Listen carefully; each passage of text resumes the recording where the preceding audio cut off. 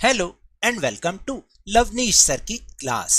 This is Directorate of Education GNCT of Delhi's worksheet number 19, and it is only for 9th class students. It has taken from the subject English, and we will learn and understand the topic of grammar determiners in this worksheet. So students, आज की इस worksheet में हम determiners सीखने वाले हैं. आखिर ये determiners क्या होते हैं इसके बारे में हमने प्रीवियस वर्कशीट में भी समझा है. Dear students, in the previous worksheets you learned about demonstrative determiners. प्यारे बच्चों, आपने पिछली वर्कशीट्स में demonstrative determiners के बारे में सीखा है. In this worksheet we will learn about the usage of determiners like some, any, many and much. देखिए determiners क्या होते हैं जो हमें किसी चीज़ के बारे में बताते हैं कि वो चीज़ काउंटेबल क्वांटिटी में है तो हमें उससे पहले वो शब्द लगाने होते हैं, या फिर अनकाउंटेबल हो जिसको हम काउंट नहीं कर सकें. जैसे हम बोलते हैं सम, है ना, सम थिंग्स, या कुछ भी बोलते हैं, अभी हम उसके बारे में समझेंगे ये भी. तो इस तरीके से हम इनको यूज़ करते हैं डिटरमाइनर्स को. अब कहाँ कहाँ कौन सा डिटरमाइन यूज़ करते हैं, जैसे चार यहाँ पर आज हम बात करेंगे सम, एनी, मैनी और मच की. अब इनको हम कहाँ कहाँ यूज़ करें इसके बारे में आज हम सीखेंगे, और ये आपको अपनी इंग्लिश की नोटबुक में करना है और इसको अच्छे से करना है. यहाँ पर जो उसकी देखिए कुछ टेक्निक्स दे रखी होती हैं उनको भी आप अपनी नोटबुक में लिखें, और साथ में यहाँ पर जो एक्सरसाइज दे रखी है उसको भी लिखें. तो कई बच्चे पूछते हैं कि हमें क्या लिखना है, तो आप इस टॉपिक को भी लिखें और उसके बाद उसकी एक्सरसाइज को भी लिखें. So let's start and understand with me. To understand these determiners refer to the table given below. हमें उसको कैसे करना चाहिए, उस चीज़ को समझने के लिए ये टेबल जो नीचे दी गई है उसको हमें देखना है. Let's see. देखिए सम इज़ अ डिटरमाइन. तो सम का यूज़ हमें कहाँ कहाँ करना है, काउंटेबल एंड अनकाउंटेबल.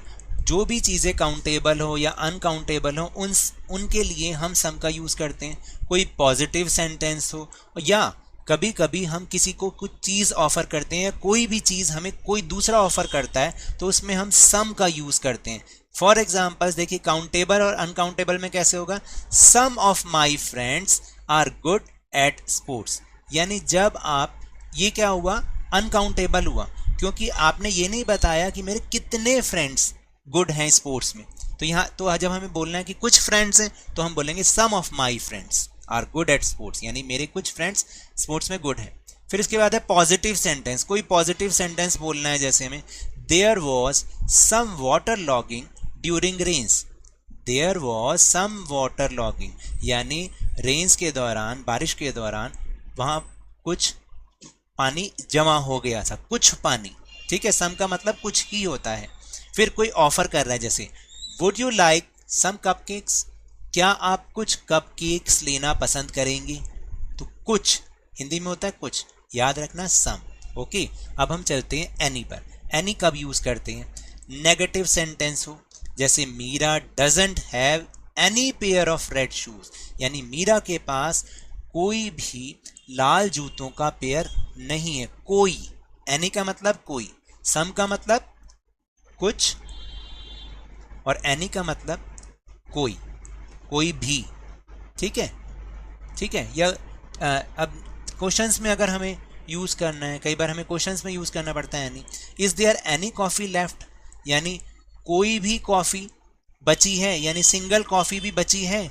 ऐसे पूछते हैं ना, कई बार हम किसी से पूछते हैं भाई जब सब चीज़ खत्म होने वाली थी, is there any coffee left, is there any cake left, is there any cold drink left. समझ में आई बात. फिर इसके बाद है मैनी. मैनी का मतलब क्या है, बहुत सारे, बहुत सारे. ठीक है, जिसमें आएगा, ये आपको नज़र आ रहा है ना, हाँ, काउंटेबल. जो काउंटेबल चीज़ होती हैं और एक से ज़्यादा होती हैं, प्लूरल का मतलब हमेशा होता है एक से ज़्यादा, काउंटेबल भी हों और एक से ज़्यादा भी हों, या पॉजिटिव सेंटेंस हो, तो हम मैनी का यूज़ करते हैं. There are many students in my class, यानी मेरी क्लास में बहुत सारे स्टूडेंट्स हैं. समझ में आ रही मेरी बात. अब हमने इसमें यहाँ पे सम नहीं कराया कि there are some students in my class. भाई अगर हम ये बोलें कि थोड़े स्टूडेंट्स हैं तो हम बोलेंगे some, there are some students in my class. लेकिन जब हम बोलेंगे बहुत सारे तो हम बोलेंगे there are many students in my class. उसके बाद फिर नेगेटिव सेंटेंस में भी हम इसका यूज करते हैं, I don't have many relatives, यानी मेरे बहुत सारे रिलेटिव्स नहीं हैं। We are a small family, और हम एक छोटा परिवार है। And next is much. Much का मतलब भी एक्चुअली बहुत सारा ही होता है। मच का मतलब काफ़ी हो, या मतलब मच का मतलब वैसे तो काफ़ी होता है कि काफ़ी। काफ़ी का मतलब ये है कि जब अनकाउंटेबल कोई सिंगुलर चीज़ हो आपके पास, हम किसी सिंगल चीज़ के बारे में बात कर रहे हैं लेकिन उसको हम काउंट नहीं कर पाते। जैसे वाटर है, वाटर को आप काउंट कर सकते हो कि भाई मैं बोलूँगा भाई मुझे थोड़ा पानी पीना है, तो मैं क्या बोलूँगा कि मुझे 100 ग्राम पानी पीना है? नहीं ना, अनकाउंटेबल चीज़ें होती हैं। जैसे अभी इसमें एक सेंटेंस बताएंगे भी, आप देखिएगा, जब एक ही चीज़ की बात हो लेकिन अनकाउंटेबल हो या पॉजिटिव सेंटेंस हो। We had so much entertainment at theatre. अब एंटरटेनमेंट को, आपकी खुशी को हम कैसे नापेंगे? तो हम बोलेंगे मच, हम बोलेंगे मच का यूज़ करेंगे हम, कि we had so much entertainment at theatre, यानी हमने सिनेमा में बहुत मज़ा लिया। उसके बाद नेगेटिव सेंटेंस में इसको यूज़ करते हैं, they didn't earn much praise for winning the match, यानी उन्होंने मैच जीत कर भी बहुत ज़्यादा प्रशंसा हासिल नहीं की, बहुत ज़्यादा। ये अनकाउंटेबल है, और प्रशंसा हम एक ही की बात कर रहे हैं इसलिए। ओके, नाउ अब practice time. Filling the blanks using appropriate determiners. तो अब आपको अप्रोप्रिएट डिटरमाइनर्स को यूज करते हुए फिलिंग द ब्लैंक्स करने। देखिए, रोशन हैजंट, हैजंट है ये, इंग्लिश में बोलेंगे हैजंट, मतलब होता है has not. Roshan hasn't got dash assignment today as he is playing cricket, यानी रोशन को आज क्या आएगा? सम असाइनमेंट टुडे, कुछ असाइनमेंट मिला है आज टुडे? नहीं, Roshan hasn't got any assignment today as he is playing cricket, क्योंकि वह खेल रहा था इसलिए आज उसको कोई असाइनमेंट नहीं मिला, कोई होमवर्क नहीं मिला आज, इसलिए वो है खेल रहा है। फिर इसके बाद है मोना इज अनहैप्पी, मोना दुखी है, because she hasn't got dash friends to share her feeling with, यानी अब हमने इसमें क्या लगाना है कि she hasn't got some friends, उसके पास बहुत सारे फ्रेंड्स हैं फीलिंग शेयर करने के लिए नहीं। जब हम बोल रहे हैं ना हैज नॉट, नेगेटिव सेंटेंस में हम यूज कर रहे हैं, तो नेगेटिव में अभी ऊपर हमने पढ़ा था ना एनी को यूज करते हैं, तो यहां पर आ जाएगा एनी, यानी उसके पास कोई भी फ्रेंड्स नहीं है जो जिनके साथ वो अपनी फीलिंग को शेयर करे। फिर इसके बाद है आई हैव गॉट, अब ये पॉजिटिव सेंटेंस है, I have got dash colourful pens would you like one, यानी मेरे पास क्या बोलेंगे?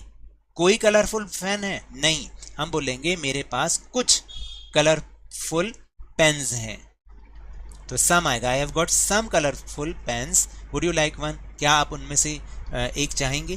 फिर इसके बाद है there are dash candles but there aren't, aren't का मतलब होता है are not balloons in the basket, तो इसमें पहले में तो आएगा some, there are some candles, तो ये कि यहाँ कुछ कैंडल्स हैं, बट देयर आर नॉट, तो नेगेटिव सेंटेंस आ गया तो एनी आएगा। ठीक है, any balloons in the basket, यानी बास्केट में कोई भी बैलून, गुब्बारा नहीं है, कुछ कैंडल्स तो हैं लेकिन गुब्बारा नहीं है। फिर इसके बाद है we have got dash money we can go to watch a movie, हमारे पास कोई मनी है या कुछ मनी है, तो हम यूज करेंगे some. We have got some money, हमारे पास कुछ पैसे हैं और हम मूवी देखने जा सकते हैं, वी कैन गो टू।